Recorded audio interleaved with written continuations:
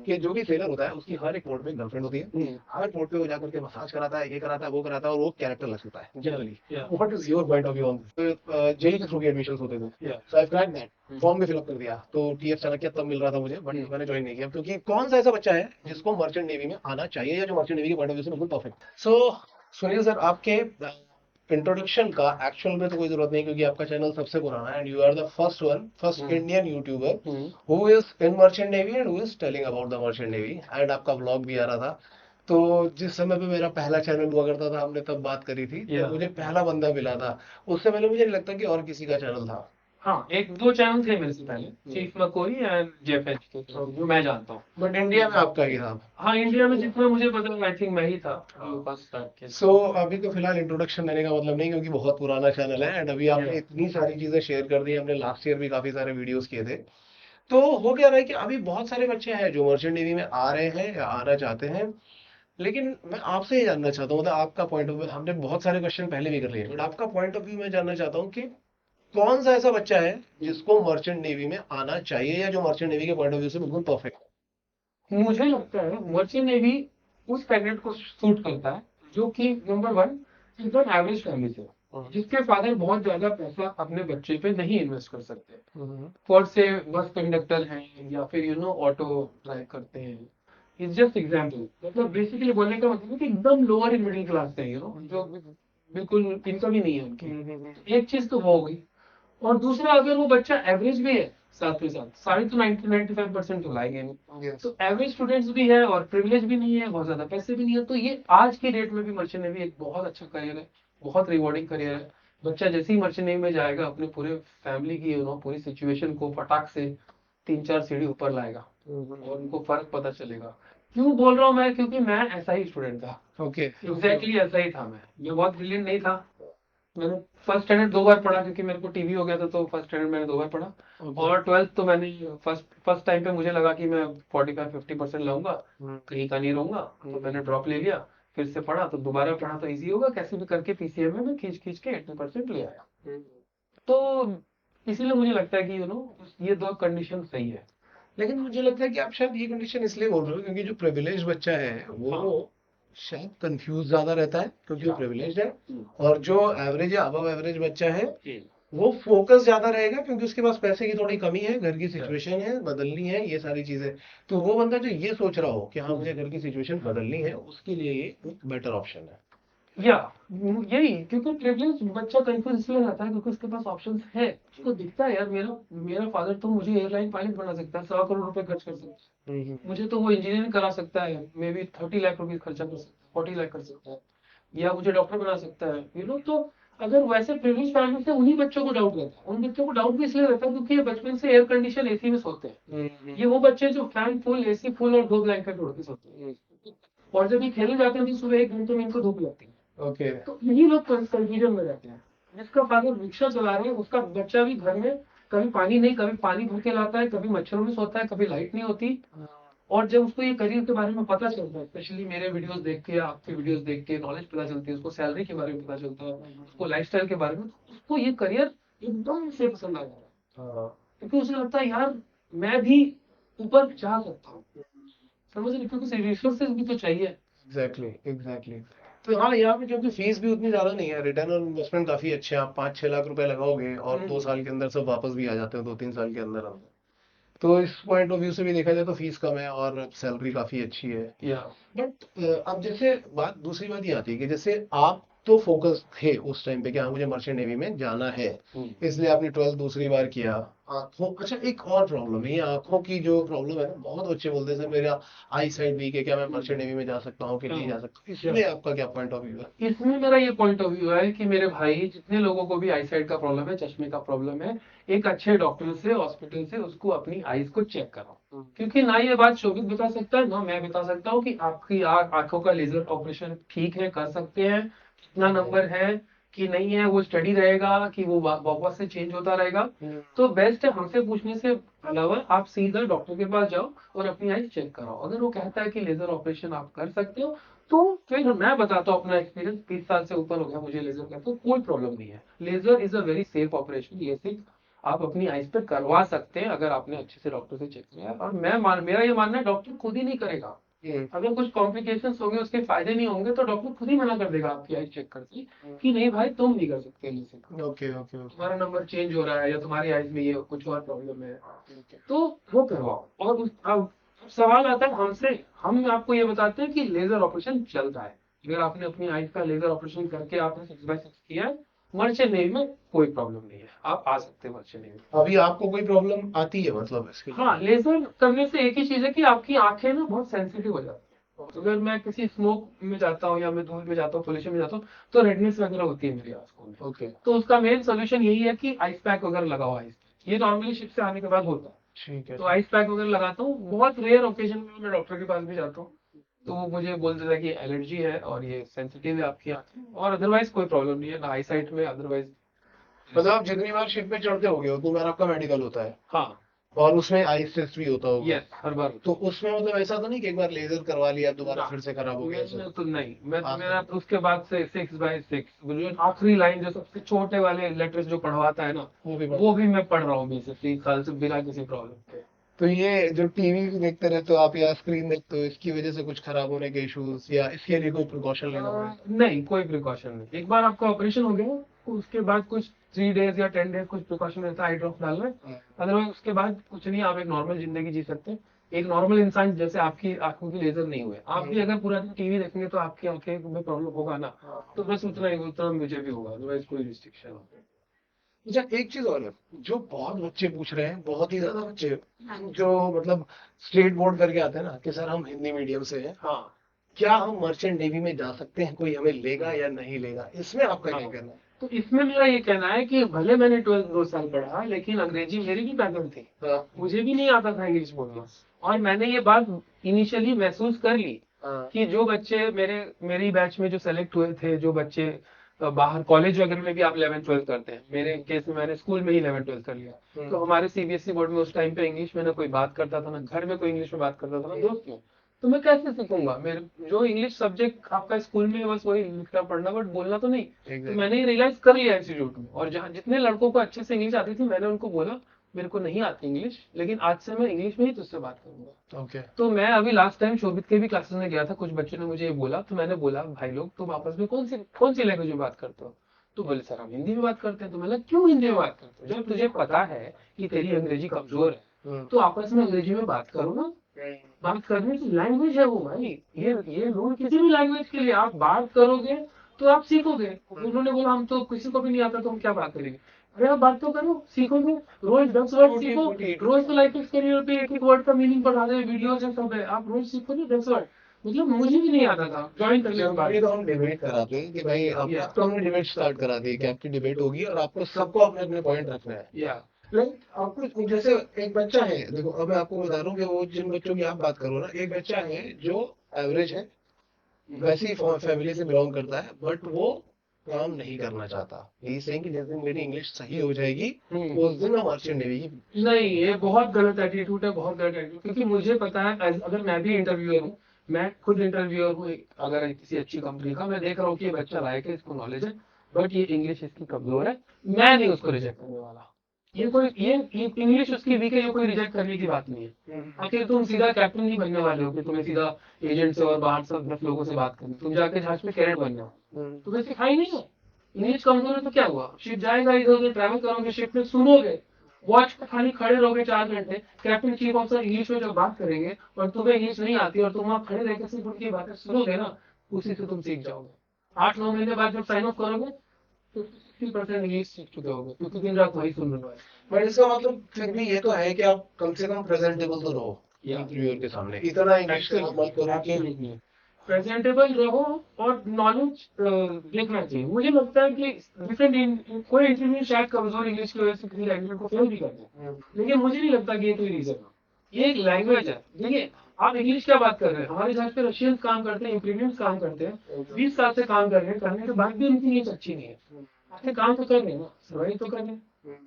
तो वो तो बस एक लैंग्वेज है, मीडियम ऑफ कम्युनिकेशन है। अगर आपको इंटरेस्ट है तो ये कोई बड़ी बात नहीं है। तो इंग्लिश कोई ऐसा चीज है नहीं कि मतलब अब तो आजकल लग रही है कि एक तो आप इंग्लिश जहां जहां मौका मिले बात करो, और जो ऑफ टाइम में मूवी देखते हो, सीरीज देखते हो ना, सब इंग्लिश में देखना चालू करो। ओके। इंग्लिश का न्यूज़पेपर पढ़ना चालू करो। थोड़े दिन नहीं समझेगा, कोई वर्ड नहीं समझेगा, देखोगे इधर उधर, सीखने की कोशिश करो। जनरली मैं अपनी क्लासेस में ये चीज बोलते रहता हूँ कि आप कोई बुक ले लो जो साइकोलॉजी से रिलेटेड हो और उसको पढ़ो डेली 10 पेजेस, 10-15 वर्ड निकालो डेली बेसिस पे।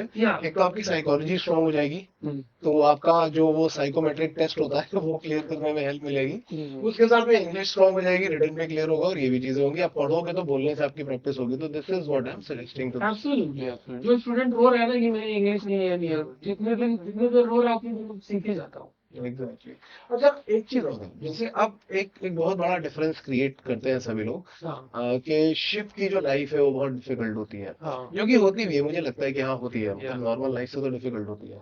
आपको क्या लगता है कि वहाँ पे मतलब कैसे इमोशंस आपको अभी तक देखने को मिले अलग अलग लोगों के? जैसे आपका तो जितना मैंने स्टडी किया है, मुझे नहीं लगता है कि आपको शिप में कोई डिफिकल्टी होती है, क्योंकि आपसे एक बार डिस्कशन हो रहा था, आप बोल रहे थे कि मैं शिप में पानी देख सकता हूँ 4 घंटे तक, 5 घंटे तक, और मुझे बड़ा मजा आता है। बट सारी पब्लिक ऐसी नहीं होती है, तो उनको अलग अलग इमोशनल चैलेंजेस होते हैं। आपने कैसे कैसे चैलेंजेस देखे हैं? हाँ, तो जैसे मैंने स्टार्ट किया था, मैं भी एवरेज स्टूडेंट था, इतना प्रिविलेज नहीं था। तो मेरे लिए मर्चेंट नेवी में जाना, ऑफिसर बनना एक बड़ी बात थी। तो आप धीरे धीरे 19 साल की उम्र में जब आप सेलिंग कर रहे हो तो आपके वो कहीं ना कहीं आपके ब्लड में घुसना चालू कर जाता है, आप मोल्ड करते हो, आप उस एनवायरनमेंट से अपने आप को चेंज कर लेते हो। तो मेरे पास दो चॉइस है, मुझे ये पता है कि मुझे सेलिंग करनी है, ठीक है, किसी और चीज के लिए मेरे डैडी के पास पैसे नहीं, मुझे अगर ये काम करना ही है तो मैंने डिसाइड कर लिया कि मैं खुश होकर करूंगा, मैं इसके लिए लव क्रिएट करूंगा, मैं इस चीज को एंजॉय करूंगा। तो एक पॉजिटिव माइंड ये बहुत जरूरी है। कंप्लेन करके और अपना स्ट्रेस लेके जीने में कोई फायदा नहीं है। ये आप छोड़ दो, तुम्हारी औकात है कुछ और करने की, तुम्हें लगता है इससे कुछ बेटर कर सकते हो, तो छोड़ के चले जाओ, कुछ और करो। हम लोग वहां टिके हुए हैं, तो तुम्हारे पास कोई रीजन नहीं है कि उसको रोना, उसका गाना और हाँ कि वो नहीं रहा, ये कंप्लेन करना, फिर खुशी खुशी से नहीं करना।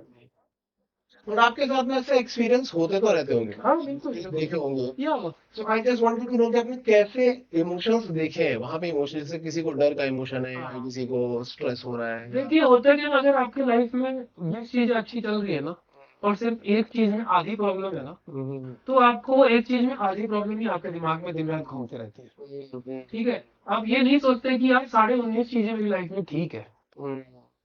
ये हमारा साइकोलॉजी है, हमें दुखी होने के लिए कोई कंडीशन नहीं चाहिए। हमारे माइंड बोलता है हमें दुखी होना है, बस मैंने अभी थोड़ा सा कहीं किसी सीनियर अफसर ने गाली दे दी, मैं दुखी हो गया। लेकिन खुश होने के लिए हमने दुनिया भर के कंडीशन रखे हैं। जब मैं एक सुपर बाइक खरीदूंगा तब मैं खुश होऊंगा, जब मैं ये गाड़ी खरीदूंगा, मैं इतना बड़ा बंगला खरीदूंगा तब मैं खुश होऊंगा। क्यों भाई, जो है तेरे पास वो कम है क्या, उसमें नहीं खुश रहेगा तू? तो ये सब चीजें, वो यही जो मैं आपको वीडियो में बता रहा हूँ, यही इसी तरीके से मैं गाइडेंस देता हूँ उनको कि भाई ये एक एस्पेक्ट है जो तेरी लाइफ में सही नहीं है, इसका मतलब ये नहीं कि तेरी पूरी लाइफ सही नहीं है। सोच, अगर आप किसी भी शिप पे काम कर रहे हो, सिर्फ इतना सोचो कि कितने लोगों की ड्रीम लाइफ आप जी रहे हो। अगर आप करियर में भी जहाज पर हो, कितने लड़के हैं जो आपकी पोजीशन लेना चाहते हैं। Exactly exactly. So no matter आप कौन से पोजीशन में, आप किसी न किसी की ड्रीम लाइफ जी रहे हो। तो ऐसे करके मतलब आपको हर चीज में पॉजिटिविटी देखनी है, हर चीज में अच्छाई देखनी है, और अगर बुराई है भी तो फैक्चुअल तरीके से अच्छे से एनालाइज करो उसको।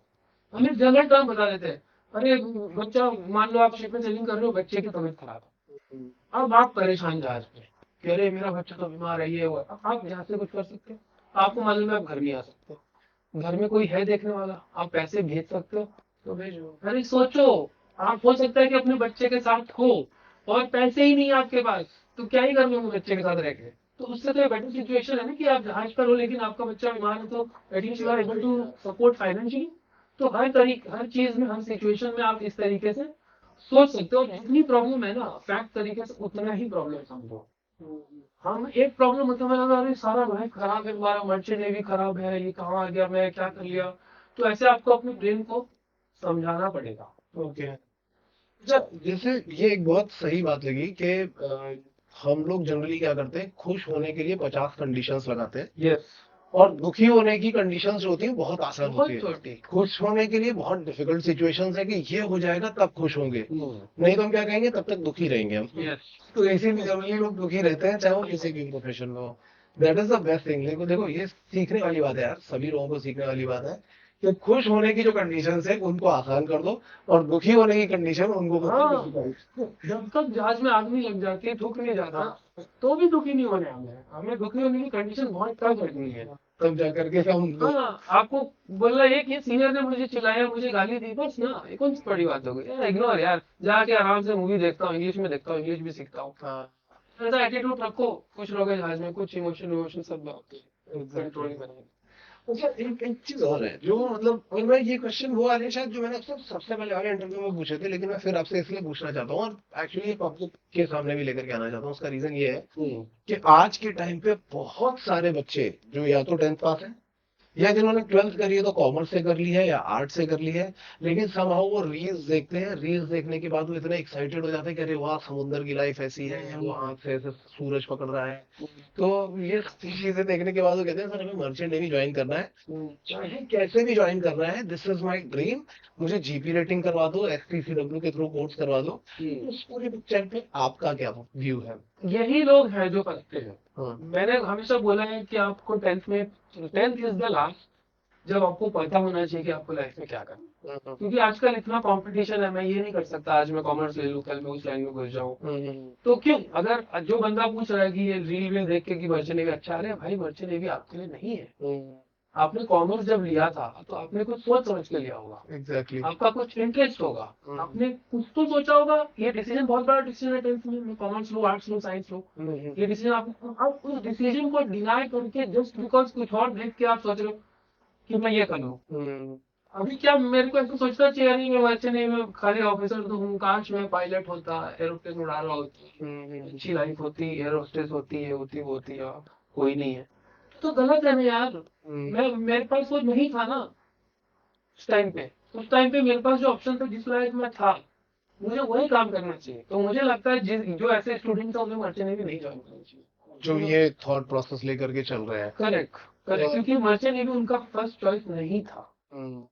और वो एक्चुअली घूम फिर करके उन्होंने देखा कि हाँ, मर्चेंट नेवी में तो बड़ी अच्छी लाइफ दिख रही है। हाँ भाई, पैसे कोई फ्री में नहीं देता, वो सिर्फ दिख रही है, काफी हार्डवर्क होता है, यहाँ बच्चे एक घंटा धूप में नहीं खड़े होते, वहाँ आपको +60 में और -20 में घंटों काम करना पड़ता है, it is tough life, definitely merchant navy is not for everybody, this is what I told, कि जो डिफिकल्ट कंडीशन से जो बच्चा आया है, लाइट के बिना सोया है, मशरूम में सोया है, छोटे से लैब में अंधेरे में पढ़ाई करी है, ये उन बच्चों के लिए करियर, जो एसी में सो रहे हैं उनके लिए मोस्टली ये करियर नहीं है, उतनी तकलीफ से आप बढ़े ही नहीं हुए, आपकी गलती नहीं है, सर्वाइव भी कर पाना, सर्वाइव कर पाना वो सब मुश्किल होगा, इसलिए तो लोग छोड़ के चले जाते हैं। अच्छा, एक चीज और है, ये एक ऐसा क्वेश्चन है जो जनरली आपसे शायद किसी ने पूछा ही नहीं होगा अभी तक। मैं ये देखता हूँ कि एक शिप पे जैसे थर्ड मेट ज्वाइन करते हैं, कई लोग थर्ड मेट ज्वाइन करते हैं, थर्ड मेट के बाद वो सेकंड मेट बनते हैं, फिर चीफ मेट और फिर कैप्टन, और कैप्टन तक आते आते जो थर्ड मेट है, बहुत लोग तो थर्ड मेट पे ही छोड़ देते हैं, और अगर थर्ड से सेकंड पहुंच गया तो काफी लोग सेकंड पे छोड़ देते हैं, मतलब कैप्टन तक आते आते 100 में से मुझे लगता है 5 लोग ही बचते होंगे शायद। इसके पीछे क्या रीजन? इसके पीछे ये रीजन है कि उनके एम्बिशन, क्योंकि एक थर्ड ऑफिसर की भी अगर आप सैलरी देखो तो कम नहीं है, अच्छी है, काफी अच्छी है, या एक थर्ड ऑफिसर भी अगर 1.5 लाख रुपए कमा रहा है और 24 महीने भी उसने कर लिया और उसकी कोई लाइबिलिटीज नहीं है, तो उसने कितने पैसे सेव कर लिए, खुद ही कर देख लीजिए, उसमें वो कोई भी अच्छा आजकल काफी ज्यादा कमा रहे हैं, मतलब या अगर आप यंग एज में सेव कर रहे हो तो वो अच्छा खासा ग्रो करेगा, मेरे काफी फ्रेंड्स हैं ऐसे जो लाइबिलिटीज के साथ नहीं पैदा हुए थे, जिन्हें अपनी सिस्टर की शादी नहीं करानी थी, जिन्हें अपने घर का स्टैंडर्ड नहीं रेज करना था, वो ऑलरेडी अच्छे घर में रहे थे, माँ बाप ने सब कुछ कर दिया था, तो अगर आप ऐसी फैमिली थर्ड मिनट में आप छोड़ देते, आपको लगता है कि क्यों मैं करूँ इतना हार्डवर्क, क्यों, तो उस तरीके से आप छोड़ देते हो, या फॉर सम रीजन आप उतने साल सेविंग करने के बाद भी you are not able to develop that love for your job, या आपको फिर भी लगता है कि नहीं मैं आइसोलेटेड हूँ, हम सब डिफरेंट है, अगर हम सबको सेम चीजें अच्छी तो नहीं लगेगी, ये तो सही बात है, मगर वो third minute second minute rank पे भी तभी छोड़ते हैं क्योंकि वो छोड़ पाते हैं, एक मतलब हाँ समय तक जाते जाते हमारे मेरे एक चीफ ऑफिसर से मैंने सीखा था कि we love merchant navy because we love expensive toys, तो ये हम बोलते हैं, अगर जैसे ही कोई सेकंड मिनट थर्ड मिनट में शिप में बोलता है कि यार मुझे सेविंग पसंद नहीं, हम उसको बोलते हैं तो लोन ले लो, तो कोई महंगी चीज खरीद ले, अच्छा, क्योंकि क्या है ना, परफॉर्म करने के लाइफ में आगे चलने के लिए, मोटिवेटेड रहने के लिए आपको बैक प्रेशर चाहिए होता है, बिना प्रेशर के कोई पंप कार्गो पंप नहीं कर पाता है, थोड़ा सा बैक प्रेशर चाहिए, तो ये जब आपका लोन थोड़ा सा रह जाता है, ईएमआई रह जाती है, या कुछ शौक पैदा हो जाता है कि मुझे ये खरीदना है वो करना है, तो यही सारी चीजें हैं जो मोटिवेटेड रखती हैं। आप मेरा एग्जाम्पल ले लीजिए, अगर मुझे ऐसी लाइफ नहीं जीनी होती, अगर मैं भी एक 2 BHK में रहता और मैं सोचता कि एक नॉर्मल सी गाड़ी चलाऊं और ये आराम से रहूं, आराम करूं, क्यों मेहनत करना, तो मेरे लिए भी क्या ही मोटिवेशन रह जाता इतना सब काम करने का। तो मैं भी 36-37 में तो रिटायर ही हो सकता था। हाँ ये तो है, बिल्कुल है। अभी भी हो सकते हो, वैसे मुझे लगता है आप शायद ज्यादा टाइम तक काम करोगे नहीं। हाँ मतलब आई लव इट, बट अब फ्यूचर में ये प्लान है कि मैक्सिमम टाइम फैमिली के साथ स्पेंड करना, तो मैं छोड़ूंगा नहीं, मैं रिड्यूस कर दूंगा। ऑलरेडी मैं साल में लास्ट 3 साल से कोविड के चक्कर में मैंने कुछ सेल करी ही नहीं है। 3.5 मंथ्स के कॉन्ट्रैक्ट मारे, 4-5 महीने में घर में रहा हूँ। ओके अभी मेरा लास्ट कॉन्ट्रैक्ट था वो थोड़ा लंबा, 5.5 हुआ, बट फैमिली शिप में आ गया तो इट्स फाइन। ओके तो मेरा फ्यूचर में ये प्लान है कि मैं रिड्यूस कर दूंगा, मे बी मैं साल में एक ही कॉन्ट्रैक्ट करूंगा, 3 या 4 महीने, 8 महीने छुट्टी मनाऊंगा। तो this is what my plan है। अच्छा, मुझे एक चीज ही पूछनी है, जैसे आपने मुझे एक बात बताया कि आपका एक लव है, एक स्पेसिफिक काइंड ऑफ लव है टुवर्ड्स द सी, ओशन। हाँ क्या बोलते हो 4-5 घंटे तक, मैंने ये किसी के मुंह से नहीं सुना है। हाँ जनरली मैं लोगों के मुंह से सुनता हूँ कि अरे यार अब ज्वाइनिंग करनी है, अरे यार बहुत दिमाग खराब होता है, बहुत ऐसा होता है, बहुत वैसा होता है, इतना काम होता है। हाँ बट मैंने सुना है कि आप बोलते हो कि हाँ भाई 4 घंटे मैं समुंदर खड़े होकर के देखता हूँ तो मुझे मेरा एकदम दिन अच्छा हो जाता है। yes. ये चीज कैसे जनरेट हुई है? हाँ तो ये ऐसा है कि मान लीजिए कि आपकी या ये स्टूडेंट में से किसी की कोई चाहत है, किसी लड़की से उसको प्यार है, ठीक है, और मान लीजिए कि वो लड़की उससे पट जाती है और वो उसको काफी कुछ देती है, फिजिकली देती है या इमोशनली देती है, अच्छी कंपनी देती है, या ये एक खूबसूरत सी लड़की उसके साथ घूम रही है, उसके एक स्टेटस सिंबल बन जाती है, तो उस लड़की से आपको प्यार हो जाता है। एग्जैक्टली। उस लड़की के लिए आप कुछ भी करने को रेडी हो, या आपका एक अच्छा दोस्त जैसे कि मैं, तो आप हमने एक दूसरे के लिए काफी कुछ किया हुआ है। एग्जैक्टली। अगर तो क्या अब किसी रीजन से आप मुझे छोड़ के जाएंगे कि नहीं, मैं किसी को नहीं रखना दोस्ती के साथ। तो मैं इस बात को बहुत अप्रिशिएट करता हूँ कि जो भी दिया है मुझे लाइफ में, मर्चेंट नेवी ने मुझे बहुत कुछ दिया है। मर्चेंट नेवी है तो ये मेरे को इतनी एजुकेटेड, इतनी अच्छी वाइफ मिली है, नहीं तो why would she marry me. आपको अपनी एक औकात बनानी है ना, आपको अपनी एक कैपेबिलिटी बनानी है, तभी तो आपको लाइफ अच्छी मिलेगी, पार्टनर अच्छे मिलेंगे, दोस्त अच्छे मिलेंगे।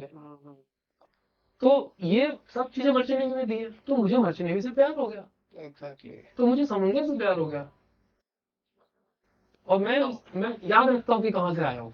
काफी काफी डीप है ये, वैसे ये वाली चीज काफी डीप है, क्योंकि ये बात तो बिल्कुल सही है कि मतलब मैं सच बताऊं तो मेरे अभी तक जितने भी दोस्त हैं उनमें से मैक्सिमम को मैंने कट ऑफ कर दिया है। और मेरे पास अब केवल वही दोस्त हैं जिन्होंने एक्चुअल में कुछ इमोशनल ट्रांजैक्शन किए या फिजिकल ट्रांजैक्शन किए, क्योंकि रिलेशनशिप जो होता है हमेशा ट्रांजैक्शनल होता है। कुछ दोगे कुछ लोगे, हमेशा विड्रॉल नहीं करना चाहिए वहां से। नहीं करना चाहिए, तो और सेल्फलेस में ना, जिसका कोई मतलब ऐसे मातंगी वाले रिश्ते कितने चाहिए। नहीं चलते, एग्जैक्टली नहीं चलते। तो मुझे लगता है ये भी एक बहुत अच्छी चीज है, और आपने इसको रिलेशनशिप से इस चीज को रिलेट करके काफी सही तरीके से समझा दिया। I am really thankful to you, क्योंकि जितना भी नया क्राउड होगा ना जो केवल पैसे के चक्कर में भाग रहा है, उसको शायद ये समझ में आना चाहिए कि रिलेशनशिप कैसे बिल्डअप होते हैं। ठीक है। लेकिन एक चीज और, मैंने सुना है ये जब मैंने पता है क्यों मर्चेंट नेवी ज्वाइन नहीं किया था, क्योंकि मुझे ये स्टोरी सुनाई गई थी शुरू शुरू में कि जो भी सेलर होता है उसकी हर एक पोर्ट पे एक गर्लफ्रेंड होती है। हर पोर्ट पे वो जाकर के मसाज कराता है, ये कराता है, वो कराता है, और वो कैरेक्टरलेस होता है generally. What is your point of view on this? देखिए, ये माय पॉइंट ऑफ व्यू की ट्रू, मर्चेंट नेवी में ऐसे लोग थे, पहले ऐसा ही था। मर्चेंट नेवी में दारू थी, आपको हर पोर्ट में लड़की मिल जाएगी, आप हर पोर्ट में बाहर जाओगे, आप बहुत दिन पोर्ट में रहोगे, तो ये सब चीजें ट्रू थी। लेकिन उस जमाने में भी जिन लोगों को ये सब नहीं करना था, उन्होंने नहीं किया। ओके। और ये चीज आप मुझे बताइए, क्या मर्चेंट नेवी में अवेलेबल है? अगर आज आपको यहाँ दारू पीना है लैंड पे और लड़की लेनी है, क्या अवेलेबल नहीं है? डेफिनेटली। और अब तो मर्चेंट नेवी में जो चेंजेस हुए हैं, इनफैक्ट मैं ये बोल सकता हूँ कि अब आपको जहाज पे सब अवेलेबल है। मेरे जहाजों में 0 अल्कोहल पॉलिसी होती है। अब मैं चाहूँ भी, वैसे तो मुझे इतना पसंद नहीं है अल्कोहल, लेकिन अगर मुझे पसंद भी है तो मैं पी नहीं सकता, रेगुलेशन इतने स्ट्रिक्ट है, मैं अल्कोहल जहाज पे लेके नहीं आ सकता। सरप्राइज अल्कोहल टेस्ट होते हैं, अल्कोहल की कहानी तो वहां पे खत्म हो गई, specially on tankers and all तो एकदम ही स्ट्रिक्ट है। बल्क कैरियर्स वगैरह पे वो थोड़ा बहुत अलाउ करते हैं, बट उसमें भी लिमिट्स है। और दूसरी बात रही है पोर्ट्स में लड़कियों वाली, श्योरली भी नहीं मिलती। आधे तो पोर्ट में तो बाहर ही नहीं जा पाते, बाहर जाते भी तो लिमिटेड टाइम के लिए जाते। और फिर थोड़ा बहुत लोगों में अवेयरनेस भी आया, फिर एड्स जैसी खतरनाक बीमारी भी आई, तो ये सब चीजों से भी लोग समझदार हो गए। तो मैं ये मानता हूँ कि जिसे ये सब चीजें करनी है जिंदगी में, वो नहीं भी करेगा। एग्जैक्टली तो एग्जैक्टली। इस नरसिंह नेवी का पुरानी हिस्ट्री की वजह से नाम खराब है आज की डेट में। बट लेकिन मेरे ख्याल से अब ये नाम वैसा नहीं रह गया है। नहीं, अब फैक्चुअल फैक्ट बात करें तो ऐसा नहीं है, अब ऐसा नहीं है। क्योंकि मैंने जब ज्वाइन करने का सोचा था ऑलमोस्ट एग्जाम क्लियर भी कर लिया था, क्योंकि तब इसके जब आपने किया था एआरआई, हाँ, तब जेई के थ्रू भी एडमिशंस होते थे। या so I cracked that, form भी फिलअप कर दिया, तो टीएफ चाणक्य तब मिल रहा था मुझे, बट मैंने ज्वाइन नहीं किया क्योंकि जो मेरा एक दोस्त था जो गया था, he was telling me all the stories कि यार यहाँ पे ऐसा होता है, यहाँ पे ऐसा जबकि बाद में मुझे पता चला कि वो ऐसा कर कुछ भी नहीं रहा था। बट लड़कों में एक वो चीज होती है ना, शो ऑफ करने की, या कूल हो मैंने ये सब कुछ किया हुआ है। तो एग्जैक्टली। मुझे लगा यार मेरा तो कैरेक्टर चला जाएगा। So I haven't joined, but thanks for clearing this to या all of these absolutely people. Absolutely हाँ, प्लेजर। है ना। बहुत सारे पेरेंट्स को भी डर लगता है कि वो पायरेट अटैक्स होते हैं, इसके बाद क्या ही लाइफ या हो जाएगी, किसी को कुछ हो जाएगा तो तुम क्या ही कर लोगे, घर पे कुछ हो जाएगा तो तुम मिट्टी तक उठाने नहीं आओगे।